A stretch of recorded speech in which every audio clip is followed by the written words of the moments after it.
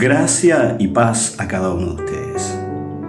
Quise hacer este audio para contestarle a una hermana querida de nuestro Instituto Bíblico. Ella es nuestra hermana Madeleine de Cuba. Y ella nos pregunta qué pasa con los demonios, algo de su existencia, algo que tenga relación con qué pasa en las iglesias cuando hay ciertas manifestaciones que aparentemente son posesiones demoníacas de algunos creyentes. Y todo eso, este desorden que ocurre cuando hay que abrir las bancas, cuando hay personas que sufren una histeria colectiva. Bueno, aquí va mi respuesta.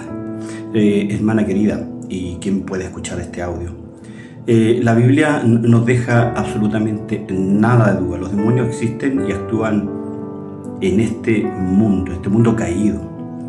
De hecho, el apóstol San Pablo lo dice en Efesios 6:12, porque no tenemos lucha contra sangre y carne, sino contra principados, contra potestades, contra los gobernadores de las tinieblas de este siglo, contra huestes espirituales de maldad en las regiones celestes.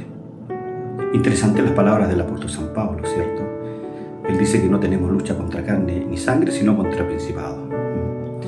¿Qué esto significa entonces? Que nuestra batalla no es principalmente humana, sino espiritual. Los inconversos sí pueden ser poseídos. Eso es lo primero que debemos desarrollar, que los inconversos, aquellas personas que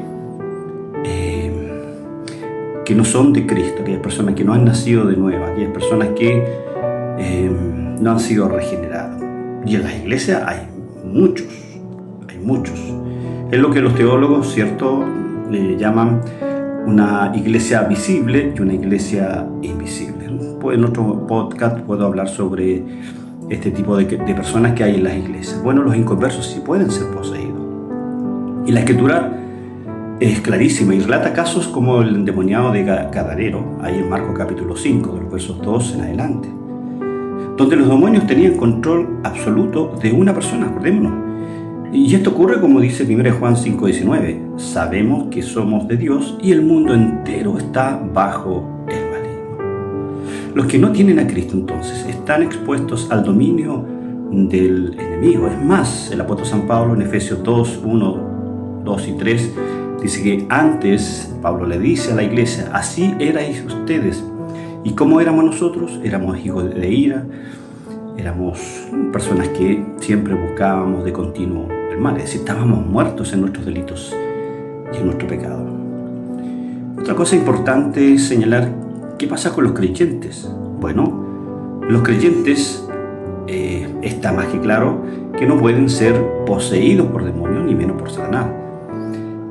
La Biblia, ¿cierto?, que es nuestro manual de conducta y fe, la Biblia afirma que el cristiano es templo del Espíritu Santo. Ahí en 1 Corintios 6:19, Pablo dice, ignoráis que vuestro cuerpo es templo del Espíritu Santo, el cual está en vosotros, dice Pablo. Pablo es clarísimo y enfático al decir. Dice que algunos ignoran que nuestro cuerpo es templo del Espíritu Santo, el hábitat del Espíritu Santo, que está en esa preposición refuerza, ¿cierto?, una habitabilidad del Espíritu Santo permanente en nosotros. Luego el apóstol San Juan, en 1 de Juan 5:18, dice, sabemos que todo aquel que ha nacido de Dios no practica el pecado, pues aquel que fue engendrado por Dios le guarda. Y esta es la frase importante, y el maligno no le toca. ¿Qué quiere decir este texto? Bueno, esto quiere decir que aunque Satanás puede tentar, y lo hace, puede acusar, puede que lo haga, puede oprimir, ¿cierto?, y lo hace. Sin embargo, soy enfático en señalarlo. De hecho, hicimos un ramo sobre demoniología hace 1 o 2 años atrás. Lo puede buscar en nuestro canal de YouTube. IBIC, ¿cierto? Usted le pone I, B larga, I, C, IBIC, Instituto Bíblico Interdenominacional de Cerrillos. Ahí va a encontrar una serie que denominamos demoniología.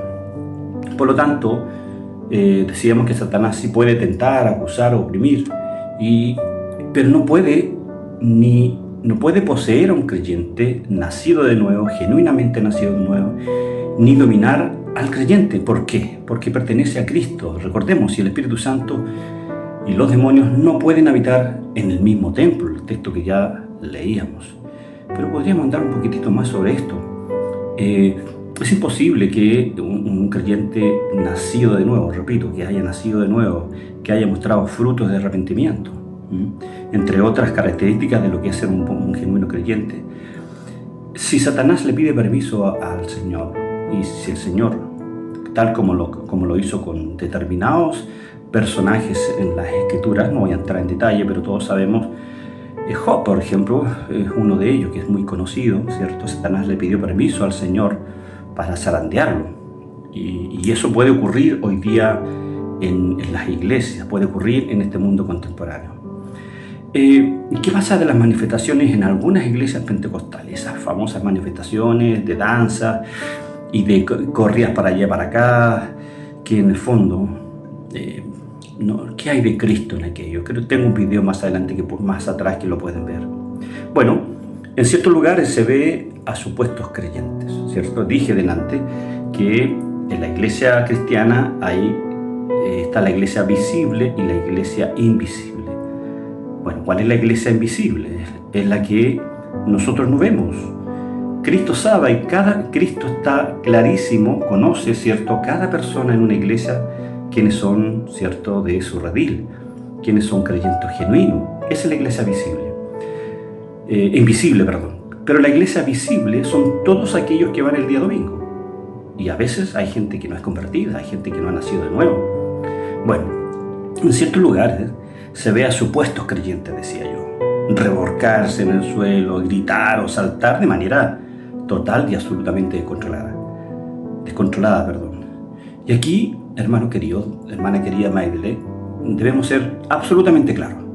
Muchas veces se trata de emocionalismo y de sugestiones colectivas, donde las personas lamentablemente actúan por presión del ambiente.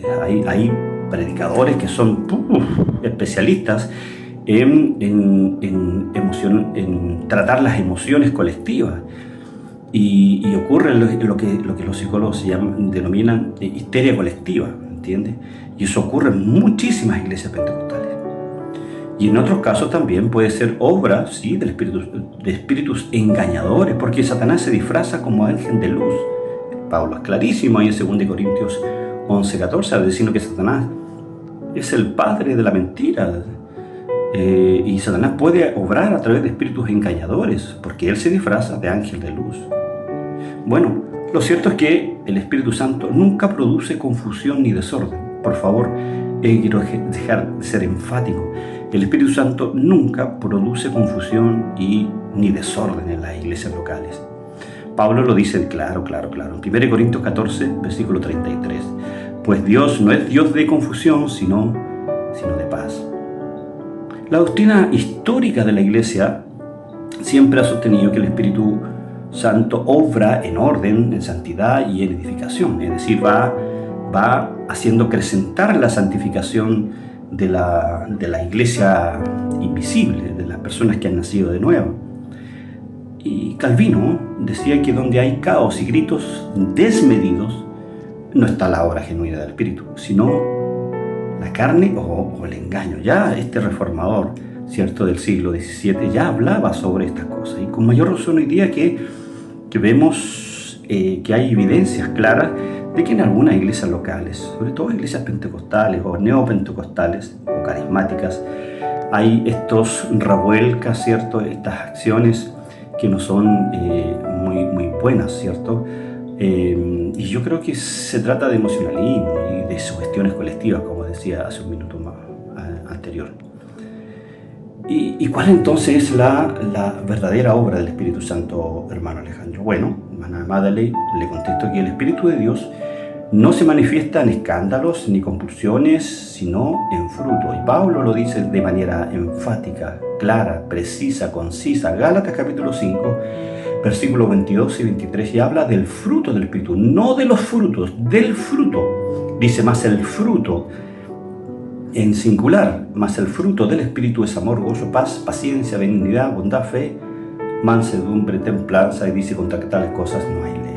Bueno, allí donde ves desorden, hermana querida, allí algún hermano que va a llegar hasta el final de este video, Si usted ve ahí desorden, gritos descontrolados o supuestas posesiones de creyentes, puedes tener la seguridad absoluta, porque esa es la Biblia, nos da esa seguridad de que no es obra del Espíritu Santo.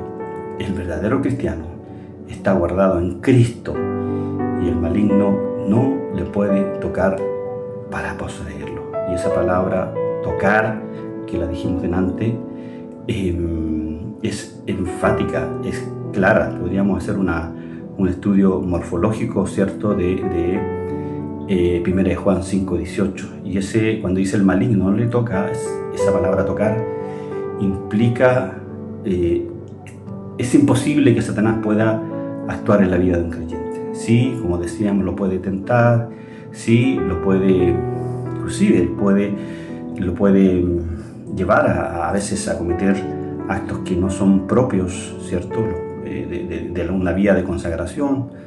Sí, Satanás puede tentarnos, nos puede acusar y nos puede oprimir, pero no puede poseer ni dominar al creyente, porque, claro está, pertenecemos a Cristo. Y el Espíritu Santo y los demonios no pueden habitar en el mismo templo. Pues bien, espero, mi amada Madre, que haya quedado claro este podcast que hice para usted, y espero que nos podamos ver, ¿cierto?, muy pronto, ¿cierto?, a través de cápsulas teológicas. Dios le bendiga, un abrazo, gracia y paz para su vida y a quienes hayan llegado hasta acá. Y suscríbanse al canal para que sigan recibiendo estas cápsulas que subimos habitualmente. Un abrazo, bendiciones, chao, chao.